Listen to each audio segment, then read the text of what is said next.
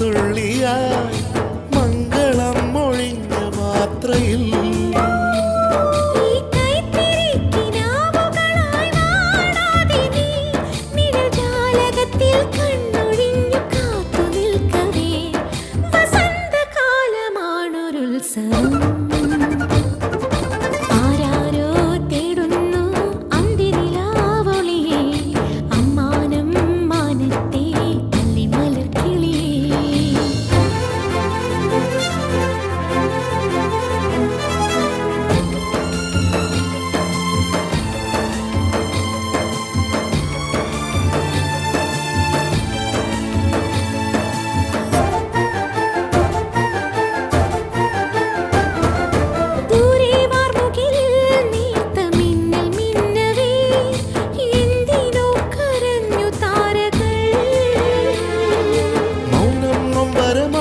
നെഞ്ചിൽ ചാഞ്ഞുറങ്ങവേ പൂപൊഴിഞ്ഞു വീണു പാട്ടുകൾ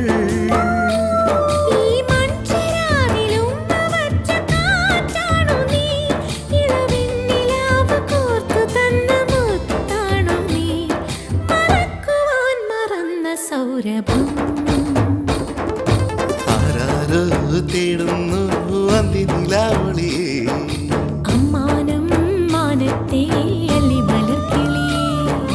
കനവ് പോലെ പുതു കവിത പോലെ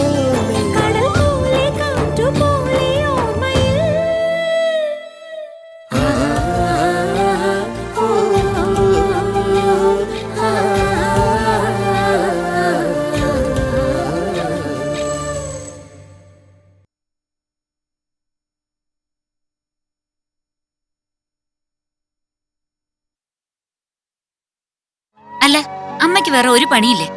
അന്വേഷിക്കാൻ നടക്കണം. അവിടെ ഉള്ളവർ ഇങ്ങോട്ട് വരുമ്പോ അറിയാം എന്താ പൊന്നാങ്ങൾക്ക് വിശേഷം. കൈവീശൊന്ന് തന്നാലുണ്ടല്ലോ കുറച്ച് കൂടുന്നുണ്ട്. വയ്യാതെ കിടക്കുന്നത് എന്റെ കൂടെപ്പിറപ്പാ. അതിന്റെ ദണ്ണം വലുതുണ്ടോ നിനക്ക്? എന്നാ പിന്നെ ചെന്നങ്ങ് ദണ്ണം തീർക്ക്. കുറച്ച് സ്വൈര്യം കിട്ടുമല്ലോ ബാക്കിയുള്ളവർക്ക്.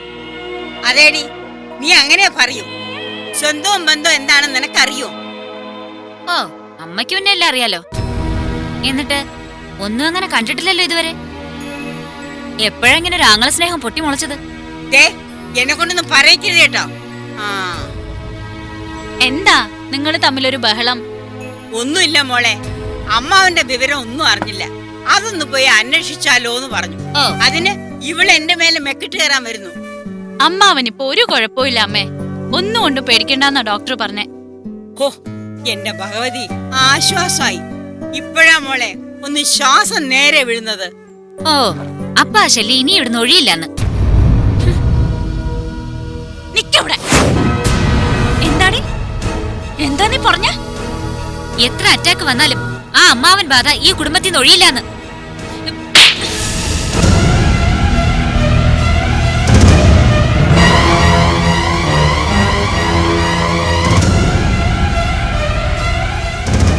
ഇനി ഇമാതിരി വർത്താനം പറഞ്ഞോണ്ടല്ലോ.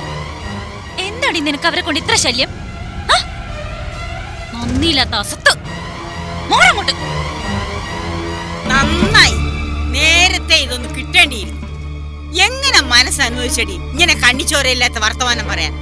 എന്ത് ദ്രോഹം അവര് നമ്മളോട് ചെയ്തത്? അമ്മാവൻ എന്തെങ്കിലും സംഭവിച്ചാൽ വേണിയുടെ കാര്യം എന്താവും?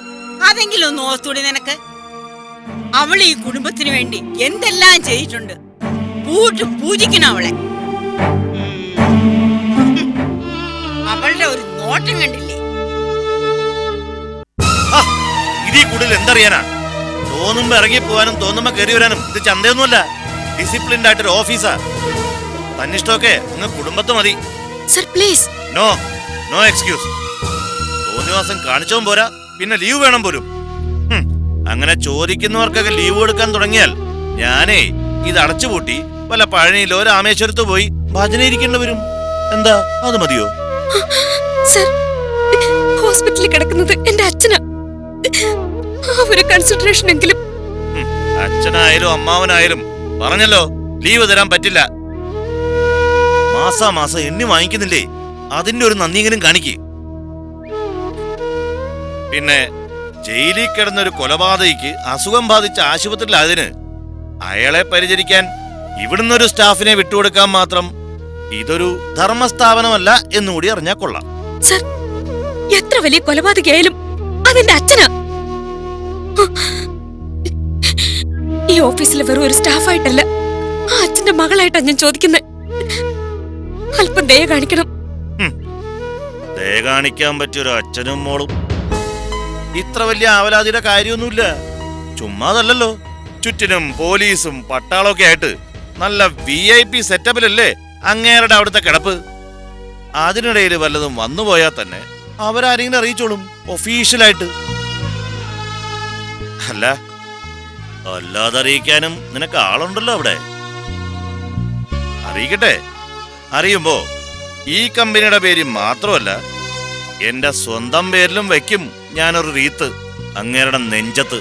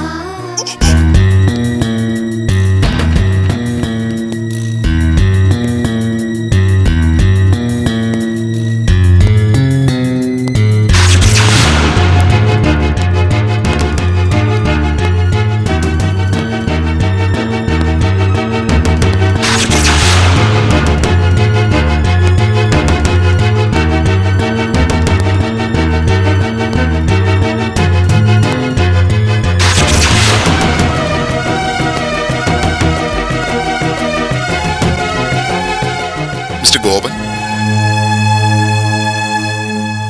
അതെ, ഞാൻ ഗിൽബർട്ട്, വേണിയുടെ സുഹൃത്താ. കുറച്ചു നാളായി ഞാൻ സ്ഥലത്തില്ലായിരുന്നു. ഇന്നലെ വന്നത്. വേണിയില്ല ഇവിടെ? ഇല്ല, ഓഫീസ് വരെ പോയതാ. ചിലപ്പോ കുറച്ച് കഴിയുമ്പോൾ വന്നേക്കും.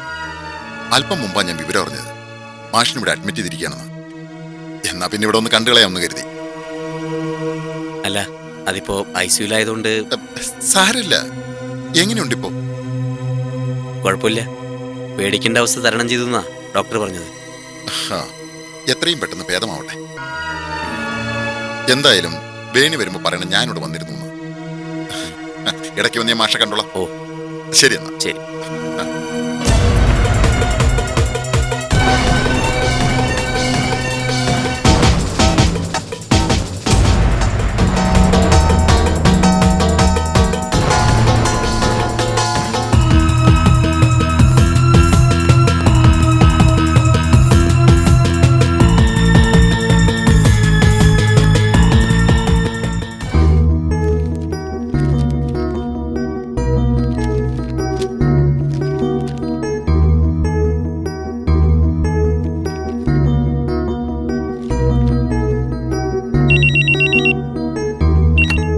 ഹലോ.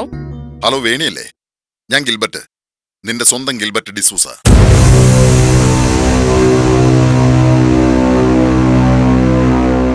നിന്റെ തന്തപ്പടിയെ കാണാൻ ഹോസ്പിറ്റലിൽ പോയിട്ട് വരുന്ന വഴിയാ.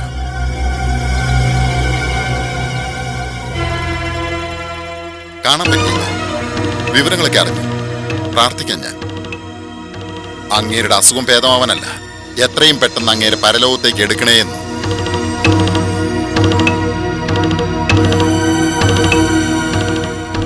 ശവോടക്കിനുള്ള ഏർപ്പാടൊക്കെ ഇപ്പോഴേ തുടങ്ങിക്കോ മോളെ. ഹലോ. ഗൗരിയ,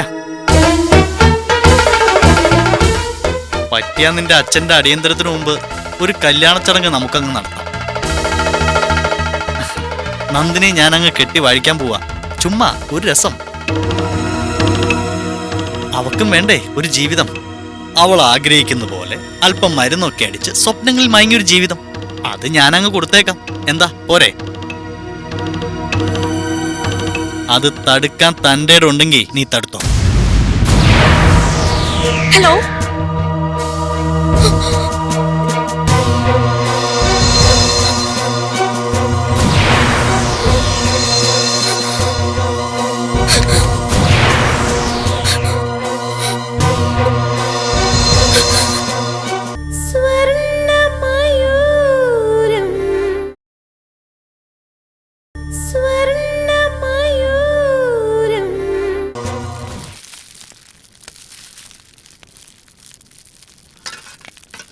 ദേ ചുമ്മാ ഇങ്ങനെ കറങ്ങി നടക്കാതെ ആ തുണിയെല്ലാം എടുത്ത് കഴുകി അശയിലിട്.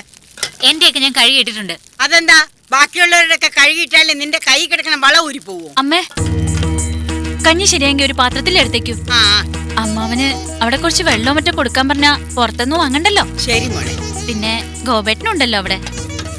ഞാൻ എടുക്കാം മോളെ. ആ, അമ്മുക്കുട്ടിയുടെ കാര്യം ഒന്ന് ശ്രദ്ധിച്ചേക്കണേ.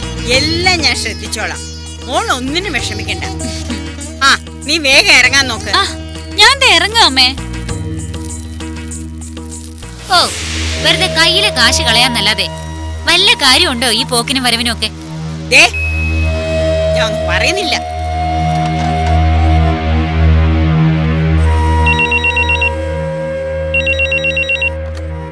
ഹലോ, നന്ദഗോപനാണ്. തിരക്കിനിടയിൽ വിളിച്ചത് ഒരു ഡിസ്റ്റർബൻസ് ആയോ? ഏയ് ഇല്ല സർ. എന്താ വിളിച്ചത്? വേണിയെ വിളിക്കുമ്പോഴെല്ലാം പറയാൻ എനിക്ക് ബാഡ് ന്യൂസ് മാത്രമേ ഉണ്ടായിരുന്നുള്ളൂ. ഇന്നിപ്പോ ദൈവാധീനം കൊണ്ടാ ഒരു ഗുഡ് ന്യൂസാ. എന്താ സർ? കുറെ കഷ്ടപ്പെട്ടതല്ലേ, അതിനുള്ള പ്രതിഫലം. നമ്മളെല്ലാം ആഗ്രഹിച്ചതുപോലെ മാഷിന് ജാമ്യം അനുവദിച്ചുകൊണ്ടുള്ള കോർട്ട് ഓർഡർ വന്നിട്ടുണ്ട്.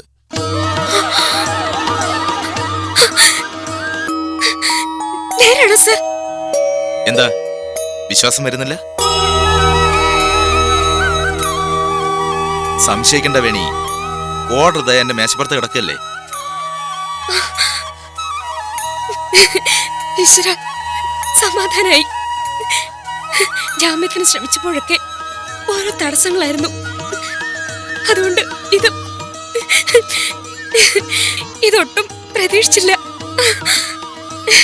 എന്നാലും എനിക്കിടയ്ക്ക് സാറിനെ വിളിച്ച് തിരക്കണമെന്നൊക്കെ ഉണ്ടായിരുന്നു. പക്ഷെ എത്രയാന്ന് വെച്ചാൽ ഒരാളെ ബുദ്ധിമുട്ടിക്കുക. എന്ത് ബുദ്ധിമുട്ട്? അതൊക്കെ എന്റെ ഡ്യൂട്ടിയുടെ ഭാഗമല്ലേ. ഇനിയിപ്പോ ഡിസ്ചാർജ് ചെയ്താ നേരെ വീട്ടിലേക്ക് കൊണ്ടുപോവാം. പിന്നെ ഹോസ്പിറ്റലാണെന്ന് വേവലാതിയും വേണ്ട. സാർ ഒരുപാട് കഷ്ടപ്പെട്ടതല്ലേ ഇതിനു വേണ്ടി. കടപ്പാടൊന്നും ഞാൻ ഒരു നന്ദി വാക്ക് പറഞ്ഞു തീർക്കുന്നില്ല. എന്താ വേണി, എന്ത് കടപ്പാട്? ചെയ്യേണ്ട കാര്യങ്ങൾ നമ്മൾ ചെയ്തല്ലേ പറ്റൂ. എന്തായാലും ഞാൻ വിളിക്കാം. വേണിയുടെ ജോലി തടസ്സപ്പെടുത്തുന്നില്ല. ഓക്കേ? Okay sir.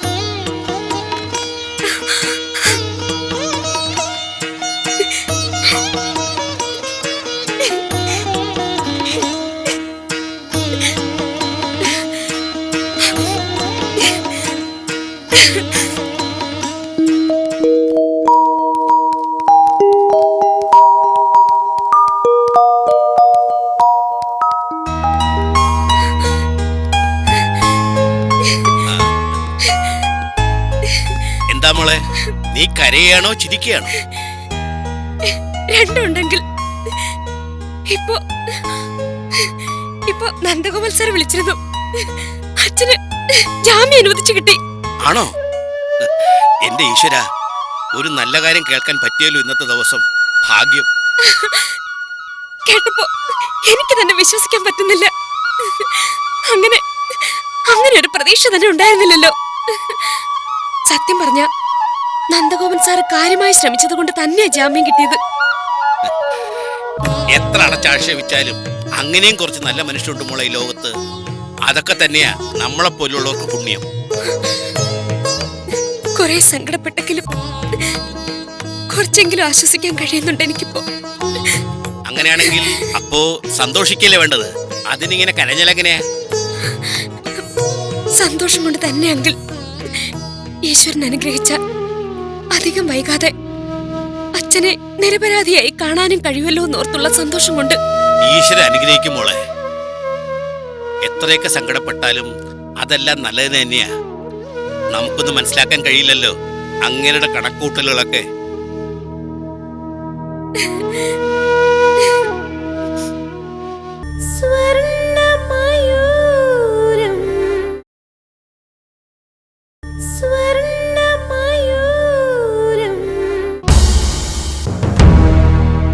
കണക്കൂട്ടില് പിഴച്ചല്ലോ ഗിൽബർട്ടെ. അയാൾക്ക് ജാമ്യം കിട്ടിയ സ്ഥിതിക്ക് നമ്മുടെ പദ്ധതി പലതും അവതാളത്തിലാവില്ലേ? അതെ, അതാ പ്രശ്നം. ഇങ്ങനൊരു തകിടം മറിച്ചില് ഞാനും പ്രതീക്ഷിച്ചില്ല. കാശത്ര വാരി എറിഞ്ഞതാ. കയ്യിൽ നീട്ടി വാങ്ങിയ നായിന്റെ മക്കളിൽ ഒരുത്തനെങ്കിലും മനസ്സ് വെച്ചിരുന്നെങ്കിൽ അഴി എണ്ണി തന്നെ കിടന്നേനയാള്. എനിക്ക് അവന്മാരെയൊക്കെ ഒന്ന് കാണണം. ഇനിയിപ്പോ അതൊന്നും പറഞ്ഞിട്ട് കാര്യമില്ല. വേണ്ട എന്താന്ന് വെച്ചാ നമ്മൾ തന്നെ അങ്ങ് നേരിട്ട് ചെയ്യുന്നതാ നല്ലത്. അതിനിപ്പോ നമ്മളിനി എന്ത് ചെയ്യാനാ? അയാൾക്ക് ജാമ്യം കിട്ടി കഴിഞ്ഞില്ലേ? അതുകൊണ്ടൊന്നും തീരില്ലല്ലോ. അവസരം ഇനിയും ഉണ്ട്. കൂടുതലൊന്നും ആലോചിക്കാനില്ല. ഒരൊറ്റ തീരുമാനം. എന്നേക്കുമായി അയാൾക്കൊരു യാത്രയയപ്പ്. അതിന് വൈകിക്കാതിരിക്കുന്ന ബുദ്ധി. ആശുപത്രി കിടക്കയാകുമ്പോ എളുപ്പമോ നമുക്കത്? ഹൃദ്രോഗിയല്ലേ? എപ്പോ വേണമെങ്കിലും രോഗം മൂർച്ഛിക്കാം. എന്തും സംഭവിക്കാം. എല്ലാം വിധി.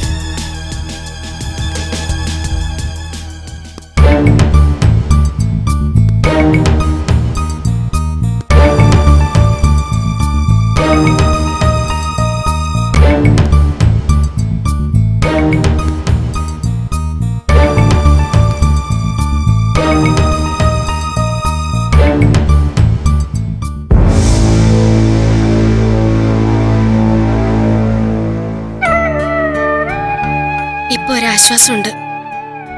ഇവിടുന്ന് ഡിസ്ചാർജ് ചെയ്താ അച്ഛനെ നേരെ വീട്ടിലേക്ക് കൊണ്ടുപോവല്ലോ.